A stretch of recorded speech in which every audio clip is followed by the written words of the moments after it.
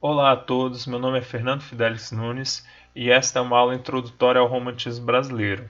Falarei com vocês sobre o contexto de produção do romantismo e suas principais características. Primeiramente, o contexto de produção. O contexto de produção do romantismo brasileiro foi durante o Brasil monárquico e a maioria dos autores eram oriundos da elite brasileira. Houve exceções, como a escritora Maria Firmina dos Reis, que publicou ainda em vida o romance Úrsula, mas que teve pouquíssimo prestígio na sua época, sendo resgatada recentemente pelos estudos literários. Como é uma obra do Paes II da Universidade de Brasília, farei em breve um vídeo só sobre esse romance. Tá bom, gente? Para vocês conhecerem mais sobre a vida da autora e sobre esta obra que está sendo resgatada pelos estudos literários dos últimos 20 anos, principalmente.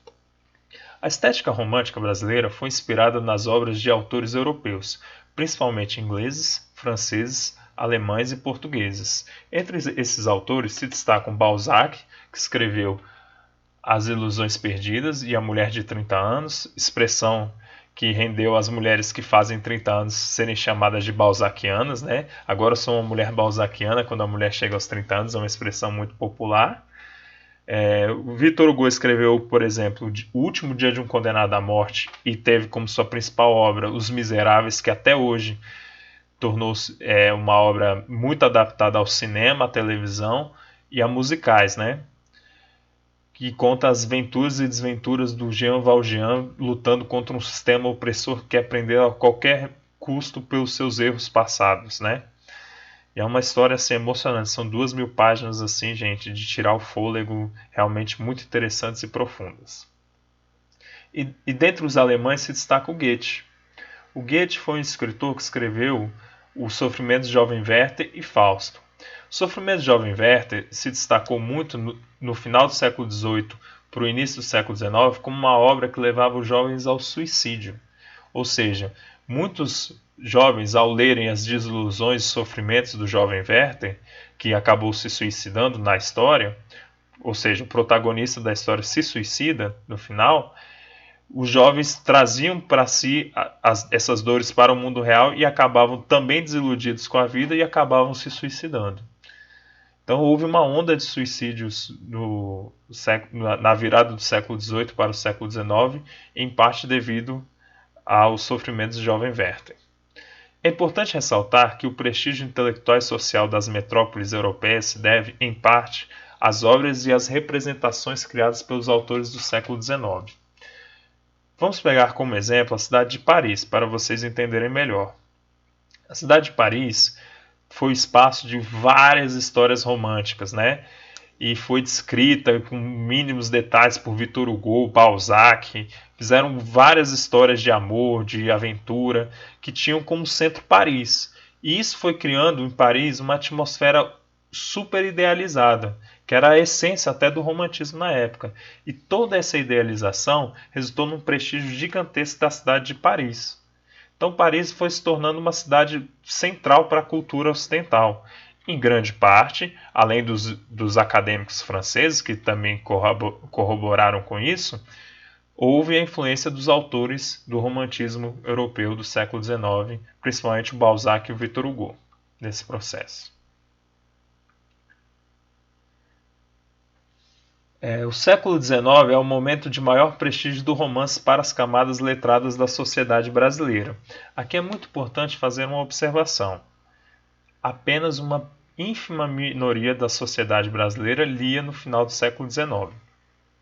O que isso quer dizer? Que as obras, por regra, eram escritas e lidas por membros da elite brasileira. Ou seja, eram feitas por eles e para eles. Nessa época, a sua relevância para a cultura de massas era similar à do cinema, da televisão e dos serviços de streaming nos dias atuais. Por exemplo, era muito comum as pessoas no século XIX passarem horas e horas lendo romances. Até hoje é comum. Vamos dizer assim, a leitura é um prazer muito recorrente na nossa sociedade ainda. Mas foi perdendo espaço do século XIX até hoje para outras formas de entretenimento, como cinema, televisão e serviços de streaming. No serviço de streaming, por meio dos seriados, isso fica mais claro, gente.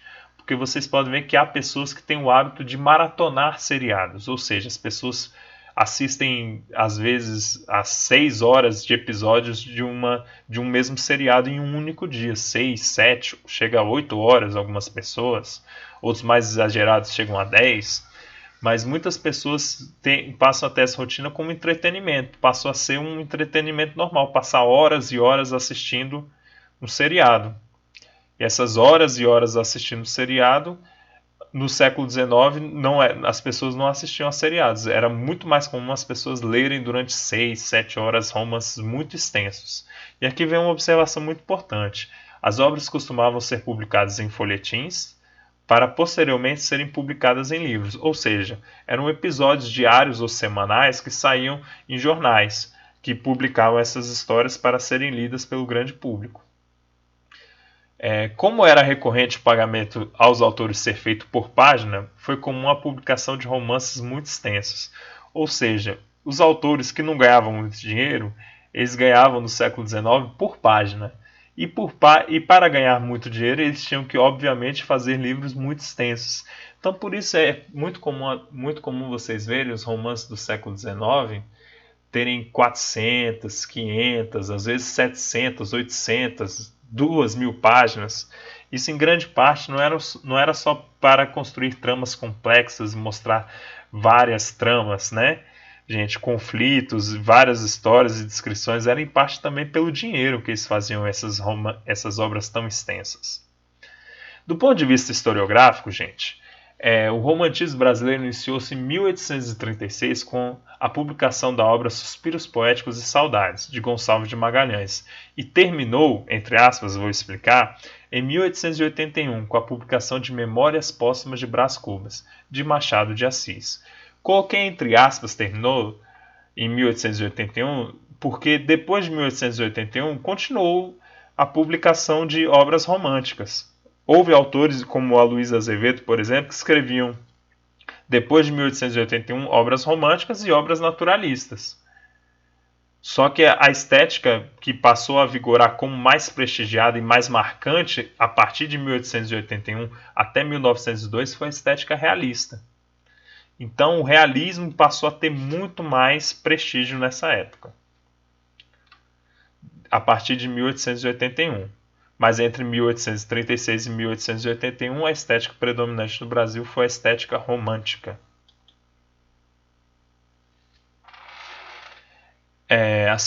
Vamos agora às características gerais do romantismo, gente. A tematização das atitudes e situações vividas pelos próprios autores, dessa forma o tom confessional e egocêntrico foi recorrente em obras românticas. Isso aconteceu principalmente na poesia. Os autores dramatizavam, criavam eu líricos que refletiam seus sentimentos mais íntimos e angustiantes diante da realidade, e mostravam sua visão subjetiva. A essência da visão romântica é o sujeito, ou seja, a perspectiva subjetiva dos fatos é o centro dessa estética. Essa concepção de mundo fez com que muitas obras românticas tivessem um tom crítico aos costumes e às normas das sociedades urbanas. Ora, gente, havia, portanto, claramente uma oposição entre o eu e a sociedade. Muitas desilusões do eu eram oriundas de desilusões impostas pela sociedade em relação ao amor, em relação ao destino como profissão, em relação ao amor à pátria. Vários desses temas eram um conflito entre uma visão, uma imposição social e o eu. Então, a todo momento, o eu vai ficar aí colocado como tema central do romantismo, né? Então, o tema central, a perspectiva central é a subjetiva dos sentimentos e dos fatos, né?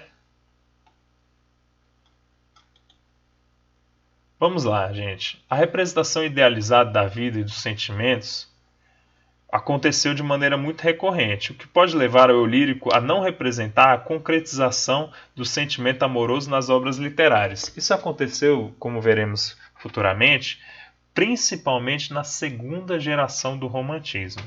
Na segunda geração do romantismo, os autores viviam muitas emoções, sentimentos, só que eles viviam tudo no mundo das ideias.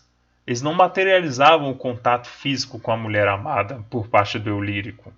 Então, tudo isso era uma temática extremamente delicada, né? Ou seja, vivia-se o mundo platônico das ideias e não se realizava a idealização amorosa.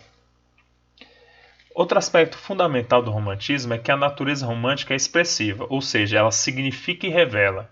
Prefere-se a noite ao dia, pois neste o real se impõe ao indivíduo e naquela latejam as forças inconscientes da alma, como o sonho e a imaginação. Ou seja, principalmente na poesia, vocês vão notar, lendo autores como Álvares de Azevedo e Castro Alves, a preferência pela noite. Serão autores que trabalharão a noite como principal espaço de suas emoções.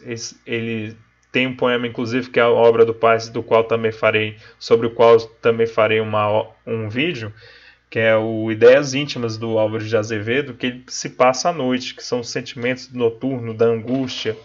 Os Anjos da Meia-Noite, também, do Castro Alves, que é uma obra do Paz também, farei um vídeo sobre ele, também vai tratar da noite. Então, a noite será o momento preferencial dos autores. E a natureza será expressiva, não é? A natureza não é como no arcadismo, que é apenas para ser contemplada de maneira suave, de maneira leve. Ela não é apenas uma decoração, como no arcadismo. Ela será expressiva. No romantismo, a natureza, o ambiente será extremamente expressivo. O céu terá reações de acordo com os sentimentos do eu lírico. Isso principalmente na poesia, vai ficar mais claro para vocês. Outro aspecto fundamental do romantismo é a criação e a valorização de heróis e mitos nacionais. O sentimento nacionalista também é a causa da busca incessante por uma língua nacional no Brasil.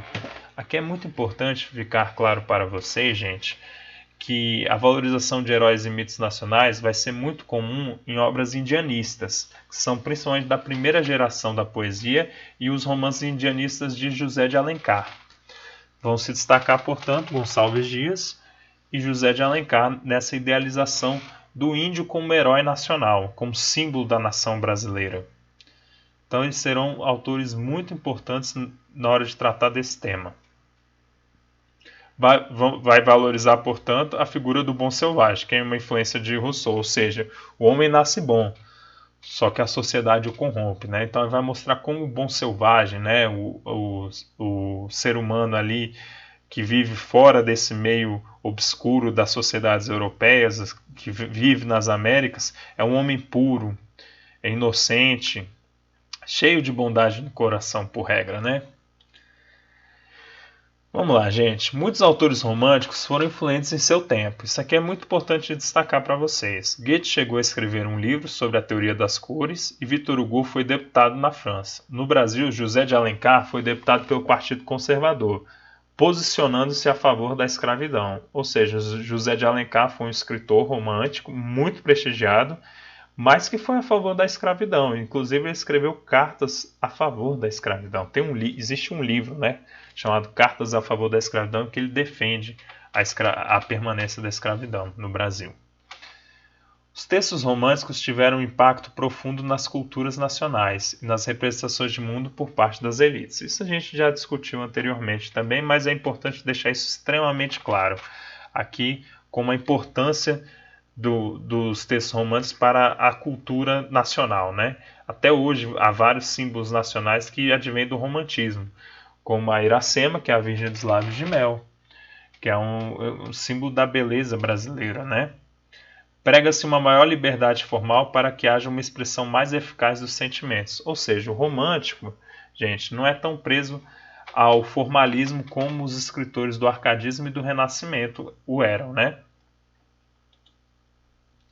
Para serem melhor compreendidos, os autores românticos apresentavam uma linguagem menos rebuscada em comparação com a empregada nos séculos anteriores. Ou seja, hoje pode gerar algum estranhamento algumas algumas palavras, algumas colocações de alguns escritores, o vocabulário pode não ser tão claro. Mas para a época era um vocabulário muito mais simples que o vocabulário, por exemplo, do arcadismo e o vocabulário do barroco, principalmente, né? Então, se você comparar a estética romântica com o barroco, ler um poema romântico é muito mais simples do que ler um poema barroco. Né, gente? E ao surgimento de novas profissões e novas identidades sociais, contribuiu substancialmente para o universo ficcional do romantismo, pois ampliou-se consideravelmente o horizonte de possibilidades dos autores. Algumas profissões que foram criadas ou expandidas no século XIX foram de barbeiro, engraxate, modistas, sapateiro, lavadeiras, policiais, taberneiros, amas, costureiras, coveiros e carteiros. Aqui só faltou eu destacar com vocês de maneira um pouquinho mais clara aqui a importância da construção da língua nacional, gente. Faltou destacar isso com vocês, porque no Brasil também houve como projeto dos autores românticos a criação de uma língua nacional que diferenciasse o português do Brasil do português de Portugal. Isso foi um grande legado do romantismo brasileiro, né? Essa diferenciação, essa busca por uma diferenciação incessante. É isso, essa foi a bibliografia consultada. Teremos futuramente mais vídeos sobre as 3 gerações do romantismo na poesia, o romantismo na prosa e vídeos específicos sobre as obras do Paz, obras românticas exigidas pelo Paz da Universidade de Brasília. Tá bom, gente? Espero que tenham gostado da aula e até a próxima.